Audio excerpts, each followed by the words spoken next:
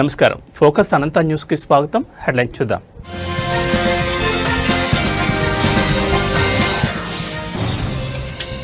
నిలిచిపోయిన స్థానిక సంస్థల ఎన్నికల ప్రక్రియ, బీసీలకు అన్యాయం జరిగిందంటూ పరస్పర ఆరోపణలు.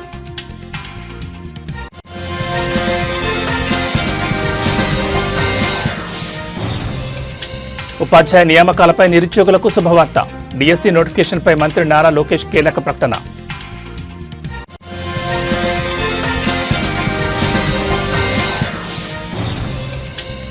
బంగాళాఖాతంలో మరో అల్పపీడనం, రాబోయే వారం రోజుల్లో తెలంగాణలో భారీ వర్షాలు కురిసే అవకాశం. ఉత్కంఠభరితంగా మారిన స్థానిక సంస్థల ఎన్నికల ప్రక్రియను హైకోర్టు నిలిపివేసింది. స్థానిక సంస్థల్లో బీసీలకు 42% రిజర్వేషన్ కల్పిస్తూ రాష్ట్ర ప్రభుత్వం జారీ చేసిన జీవో 9పై స్టే విధిస్తూ గురువారం మధ్యంతర ఉత్తర్వులు జారీ చేసింది. జీవోపై స్టే ఇవ్వడంతో ఎన్నికల ప్రక్రియ నిలిచిపోయింది. మొత్తం రిజర్వేషన్లు 50 దాటరాదని సుప్రీంకోర్టు విధించిన పరిమితిని రాష్ట్ర ప్రభుత్వం ఉల్లంఘించిందన్న పిటిషనర్ల వాదనలతో హైకోర్టు ఏకీభవించింది. దీనిపై వివరణ ఇవ్వాలని రాష్ట్ర ప్రభుత్వానికి నోటీసులు జారీ చేసింది. కౌంటర్ దాఖలు చేయడానికి ప్రభుత్వానికి 4 వారాలు, ప్రభుత్వ కౌంటర్కు ప్రత్యుత్తరం ఇవ్వడానికి పిటిషనర్లకు 2 వారాల సమయం ఇచ్చింది. విచారణను 6 వారాలకు వాయిదా వేసింది. బీసీ రిజర్వేషన్లకు మద్దతుగా బీసీ నాయకులు, బీసీ సంఘాలు దాఖలు చేసిన దాదాపు 60 ఇంప్లీట్ పిటిషన్లను విచారణకు స్వీకరిస్తున్నట్లు హైకోర్టు పేర్కొంది. స్థానిక సంస్థల్లో బీసీలకు 42% రిజర్వేషన్లు కల్పిస్తూ రాష్ట్ర ప్రభుత్వం జారీ చేసిన జీవోను సవాల్ చేస్తూ బుట్టెంగారి మాధవరెడ్డి తదితరులు హైకోర్టులో దాదాపు 10 పిటిషన్లు దాఖలు చేశారు.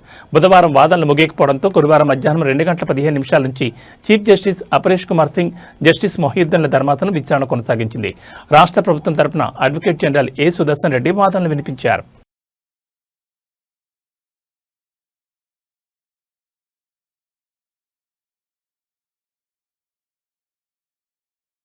రాష్ట్ర నిరుద్యోగులకు ఏపీ సర్కార్ మరో గుడ్ న్యూస్ చెప్పింది. వచ్చే ఏడాది జనవరిలో మరో డిఎస్సీ నోటిఫికేషన్ విడుదల చేయనున్నట్లు ప్రకటించింది. ఈ మేరకు విద్యాశాఖ మంత్రి నారా లోకేష్ కీలక ప్రకటన వెలువరించారు.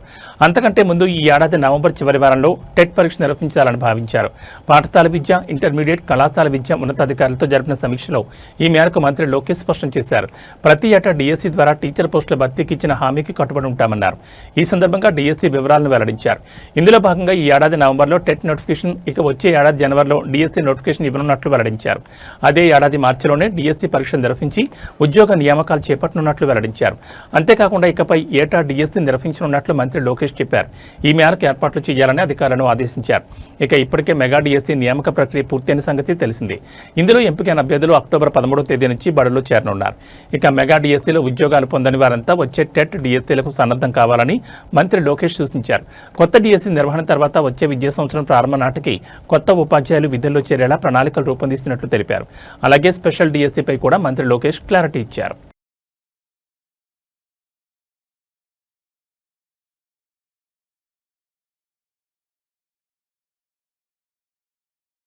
తెలంగాణ జిల్లాలో మళ్లీ భారీ వర్షాలు కురిసే అవకాశం ఉందని హైదరాబాద్ వాతావరణ కేంద్రం తెలిపింది. బంగాళాఖాతంలో ఏర్పడిన ఉపరితల ఆవర్తనం రేపటికి అల్పపీడనంగా మారనుందని, దీని ప్రభావంతో వచ్చే వారం రాష్ట్రంలో భారీ వర్షాలు కురుస్తాయని ప్రకటన విడుదల చేసింది. ఛత్తీస్గఢ్ నుంచి గల్ఫ్ ఆఫ్ మన్నార్ వరకు తెలుగు రాష్ట్రాల మీదుగా ద్రోణి, బంగాళాఖాతంలో మరో ఆవర్తనం ఉన్నాయి. ఈ నెల 11 నాటికి అల్పపీడనంగా మారితే మరోసారి కొండపోత వర్షాలు కురుస్తాయని అంచనా వేసింది. నేటి నుంచి రానున్న 3 రోజుల పాటు పలు జిల్లాల్లో మోస్తరు నుంచి భారీ వర్షాలు కురుస్తాయని అంచనా వేసింది. నేడు భద్రాద్రి కొత్తగూడెం, ఖమ్మం, సూర్యాపేట, మహబూబాబాద్ జిల్లాలో గంటకు 30 నుంచి 40 కిలోమీటర్ల వేగంతో ఈదురుగాలులు, ఉరుములు, మెరుపులతో కూడిన వర్షాలు కురుస్తాయని అంచనా వేసింది. శని, ఆదివారాల్లో భద్రాద్రి కొత్తగూడెం, ఖమ్మం, నల్గొండ, సూర్యాపేట, మహబూబాబాద్ జిల్లాలో తేలికపాటి నుంచి ఓ మోస్తరు వర్షాలు కురిసే అవకాశం ఉందని వివరించింది.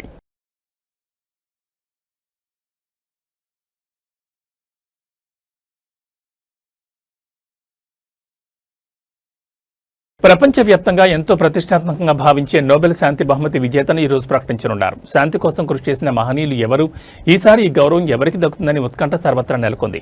మరోవైపు గాజాలో శాంతి నెలకొల్పేందుకు అమెరికా మాజీ అధ్యక్షుడు డొనాల్డ్ ట్రంప్ ప్రతిపాదించిన ప్రణాళికపై భారత ప్రధాని నరేంద్ర మోడీ ప్రత్యేకంగా అభినందనలు తెలియజేయడం అంతర్జాతీయంగా చర్చనీయాంశమైంది.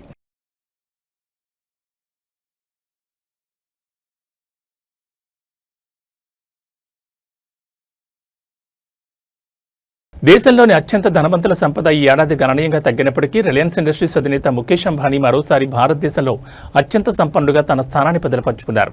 అంతర్జాతీయ మ్యాగజైన్ ఫోర్బ్స్ తాజాగా విడుదల చేసిన భారత 100 మంది అత్యంత ధనవంతుల జాబితా 2025 ఈ వివరాలు వెల్లడించింది. ఫోర్బ్స్ నివేదిక ప్రకారం ముఖేష్ అంబానీ $105 బిలియన్ అంటే సుమారు 9.32 లక్షల కోట్ల నికర సంపత్తో అగ్రస్థానంలో నిలిచారు. గత ఏడాదితో పోలిస్తే ఆయన ఆస్తి 12% మేర తగ్గినప్పటికీ దేశంలో $100 బిలియన్ క్లబ్లో ఉన్న ఏకైక వ్యక్తి ఆయనే కావడం విశేషం. Adani group chairman Gautam Adani $92 billion సంపత్తో రెండో స్థానాన్ని దక్కించుకున్నారు. OP Jindal group chairman Savitri Jindal కుటుంబం $40.2 బిలియన్ మూడో స్థానంలో నిలవగా టాప్ 10లో ఉన్న ఏకైక మహిళగా నిలిచారు.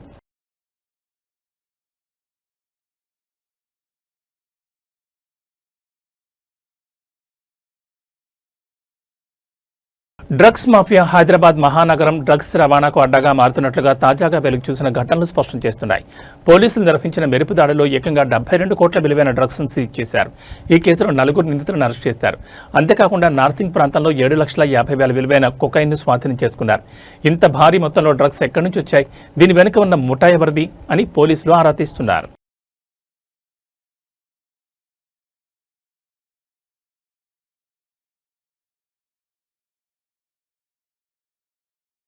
నల్గొండ జిల్లాలోని చిట్యాల ఎంఆర్ఓ కృష్ణ అవినీతి నిరోధక శాఖ అధికారులకు రెడ్ హ్యాండెడ్గా పట్టుబడ్డాడు. రైతు నుంచి 2 లక్షల లంచం డిమాండ్ చేసిన ఎంఆర్ఓను గురువారం నాడు చిట్యాల కార్యాలయంలో జరిగిన ఆకస్మిక దాడిలో ఏసీబీ అధికారులు అదుపులోకి తీసుకున్నారు.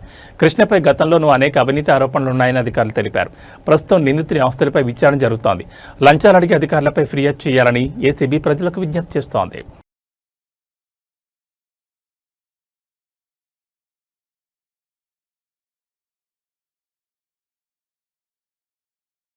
ఖమ్మం జిల్లాలో జరిగిన దారుణ హత్య కేసు విచారణలో పోలీసులు గుర్తించిన షాకింగ్ వివరాలు సాంకేతికత దుర్వినియోగానికి అద్దం పడుతున్నాయి. నిందితులు తమ నేరాన్ని పక్కా ప్రణాళికతో అమలు చేసేందుకు యూట్యూబ్లో వీడియోలను ఆయుధంగా ఉపయోగించారు. పోలీసుల దర్యాప్తులో తేలిన వివరాల ప్రకారం నిందితులు ప్రధానంగా 2 అంశాలపై యూట్యూబ్లో శోధించి వీడియోలు చూశారు. హత్యను ఎలా చేయాలి, తక్కువ శబ్దం తక్కువ ప్రతిఘటనతో నేరాన్ని ఎలా పూర్తి చేయాలని అనే అంశాలపై వీడియోలు చూశారు. హత్యకు ఉపయోగించే ఆయుధాలను ఎలా ఎంచుకోవాలి మరియు వాటిని ఎలా ఉపయోగించాలి అనే వివరాలను కూడా వారు యూట్యూబ్ ద్వారా నేర్చుకున్నారు. నేరం తర్వాత పోలీసులకు దొరకకుండా ఎలా తప్పించుకోవాలి, ఆధారాలు లేకుండా మృతదేహాన్ని లేదా నేరం జరిగిన ప్రదేశాన్ని ఎలా శుభ్రం చేయాలి అనే అంశాలపై ఎక్కువగా శోధించారు. వేలిముద్రలు, డిఎన్ఏ వంటి కీలక ఆధారాలు మిగలకుండా ఉండేందుకు తీసుకోవాల్సిన జాగ్రత్తల గురించి వీరు ఆ వీడియోల ద్వారా తెలుసుకున్నారు. ఫోరెన్సిక్ ఆధారాలను ఎలా చెరిపివేయాలనే దానిపై వారికి అవగాహన పెరిగింది. పోలీసులు నిందితుల మొబైల్ ఫోన్లలోని బ్రౌజింగ్ హిస్టరీ మరియు యూట్యూబ్ వాచ్ హిస్టరీని క్షుణ్ణంగా పరిశీలించినప్పుడు ఈ నిజాలు వెలుగులోకి వచ్చాయి. టెక్నాలజీ, ముఖ్యంగా ఆన్లైన్ కంటెంట్ నేరాలకు శిక్షణ వేదికగా మారుతున్న తీరుపై ఇది తీవ్ర ఆందోళన పెంచుతోంది.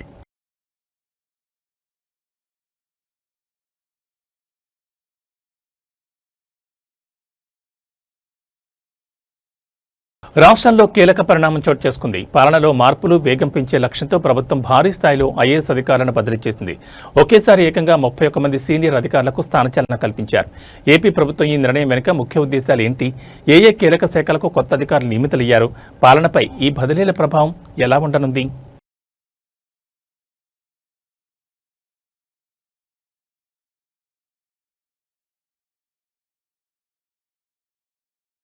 ఆంధ్రప్రదేశ్ పాలనలో కీలక బాధ్యతలు చేపట్టిన ఉప ముఖ్యమంత్రి జనసేన అధినేత పవన్ కళ్యాణ్ క్షేత్రస్థాయి పర్యటనలో ప్రజలకు అండగా నిలుస్తున్నారు. ముఖ్యంగా తూర్పుగోదావరి జిల్లాలోని ఉప్పాడ తీర ప్రాంత వాసులు ఎదుర్కొంటున్న అతిపెద్ద సమస్యపై ఆయన దృష్టి సారించారు. ఎన్నో ఏళ్లుగా పరిష్కారం కాని ఈ సమస్యను కేవలం 100 రోజుల్లో పరిష్కరిస్తానని పవన్ కళ్యాణ్ గట్టి హామీ ఇచ్చారు. ప్రజా సమస్యలపై ఆయన చూపుతున్న వేగం, చిత్తశుద్ధిని ఈ హామీ స్పష్టం చేస్తోంది.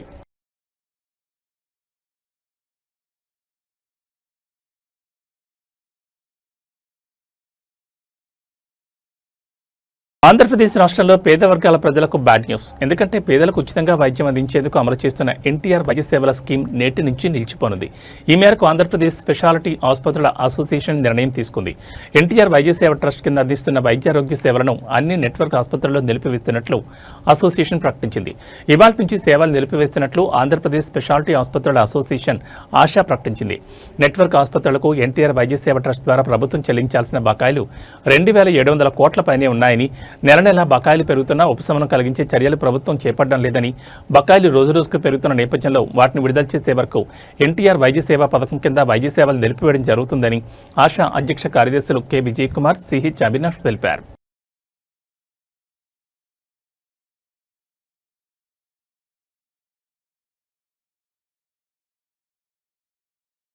స్వదేశంలో వెస్టిండీస్తో జరుగుతున్న 2 match test series clean sweep చేయడంపై టీమిండియా కురిపెట్టింది. ఇప్పటికే అహ్మదాబాద్లో ముగిసిన మొదటి టెస్టులో ఘన విజయం సాధించిన భారత్ ఈ మ్యాచ్లోనూ గెలిచి ఐసీసీ వరల్డ్ టెస్ట్ ఛాంపియన్షిప్ 2025-27 సైకిల్లో పాయింట్లను పెంచుకునేందుకు సిద్ధమైంది. ఇందులో భాగంగా ఢిల్లీలోని అరుణ్ జైట్లీ స్టేడియం వేదికగా జరుగుతున్న 2వ టెస్టులో టాస్ గెలిచిన కెప్టెన్ శుభ్మన్ గిల్ బ్యాటింగ్ ఎంచుకున్నాడు. దీంతో జైస్వాల్, రాహుల్ మరోసారి జట్టుకు శుభారంభాన్ని అందించనున్నారు.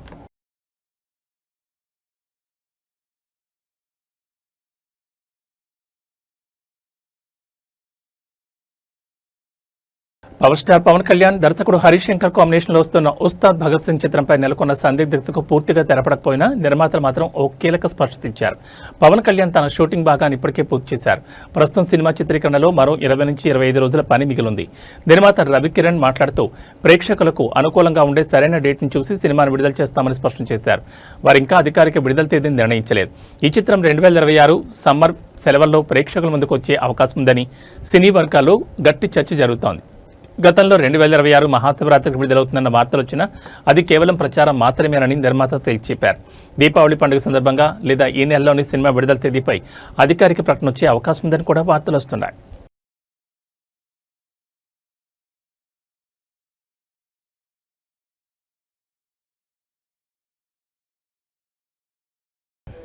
ఏబీ బులెటిన్ విశేషాలు. నమస్కారం.